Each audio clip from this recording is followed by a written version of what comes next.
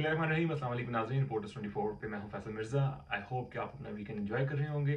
आज का रनडाउन मैं आपको बता दूं। सबसे पहले नॉर्दर्न आयरलैंड में पाकिस्तान काउंसिलर ग्लासगो से वो पहुंच चुका है। पूरी टीम आ चुकी है अपनी पूरी मशीनरी के साथ, और कल वहां पर पाकिस्तानी के मसाइल हल होंगे।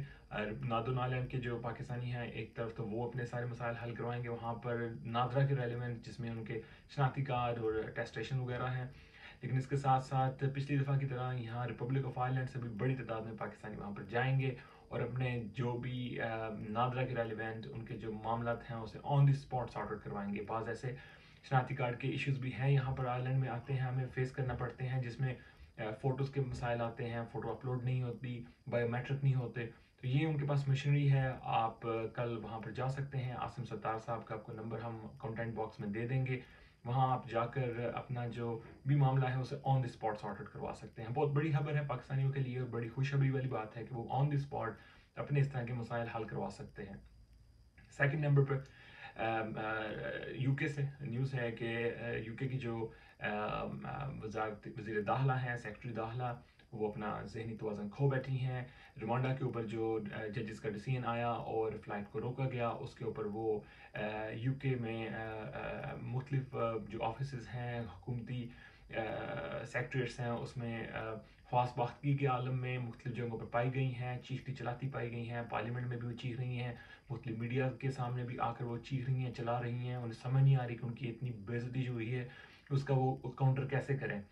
और सुनने में आ रहा है कि लास्ट नाइट उन्होंने बोरिस जॉनसन को भी कांटेक्ट किया है, अपने फेलो मिनिस्टर्स के साथ मिलकर वो एक बिल सामने लाना चाहती हैं, जिसमें वो इन जजेस को चढ़ाने के लिए और उन्हें बाउंड्री दिखाने के लिए ये बिल सामने लाएंगी। और मैं उम्मीद करता हूँ कि इस खास वक्तगी में वो जो बिल सामने लाएंगी वो इनकी मज़ीद हफ्की का बायस बनेगी और इनकी मज़ीद जलालत होगी, जिसमें जो खुददार पार्लियामेंटेरियन हैं यूके के वो उसे रिजेक्ट करेंगे और इन्हें मज़ीद जलालत का सामना करना पड़ेगा। और जो ये एक प्लान कर बैठी हैं इलीगल इमिग्रेंट्स को हवार करने का, वो इनका जो मंसूबे हैं वो नाकाम होंगे।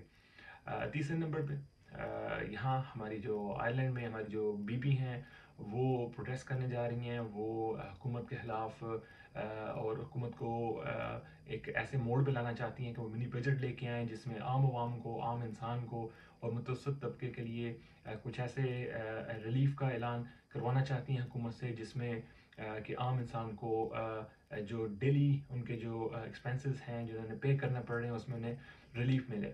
और ये हमारी जो एशियन कम्युनिटी है, क्योंकि हम लोग यहाँ पर ज़्यादातर जो लोग हैं एक मुतवसत तबके से ताल्लुक़ रखते हैं या उससे भी कम आमदन वाले जो लोग हैं, तो उनके लिए एक फ़ायदेमंद ये चीज़ है कि बीबी के साथ बहुत से ग्रुप्स मिल गए हैं, बहुत से NGOs मिल गई हैं, बहुत से सोशल वर्कर्स मिल गए हैं और उन्होंने प्रोटेस्ट का ऐलान कर दिया है। और ये डबलिन से आज से शुरू कर रहे हैं, जिसमें इन्होंने मुख्तलिफ जगहों पर अपना प्रोटेस्ट करने हैं, जिसका मकसद ये है कि हुकूमत से एक मिनी बजट तरतीब करवाया जाए, जिसमें एक आम इंसान को रिलीफ दिया जाए और उनकी जो डेली लिविंग है उसको आसान किया जाए।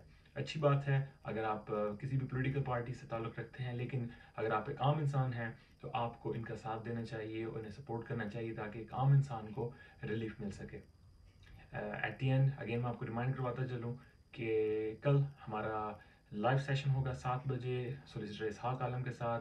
आप अपने इमिग्रेशन के इश्यूज़, पासपोर्ट्स के इश्यूज़, अपने वीज़ास के इश्यूज़ और जितने भी लीगल मैटर्स हैं उन्हें फ्री ऑफ कास्ट रिपोर्टर्स 24 के साथ, हमारे रिपोर्टर्स 24 इवेंट्स के जो सेशन है उसके अंदर आप डिस्कस कर सकते हैं, उनके साथ बात कर सकते हैं और अपने जो भी आपके मामला हैं वो आप उनके साथ बैठ के सॉर्ट आउट कर सकते हैं। तो कल आपके साथ 7 बजे मुलाकात होगी। अपना बहुत ख्याल रखें, वीकेंड एंजॉय करें एंड टेक केयर।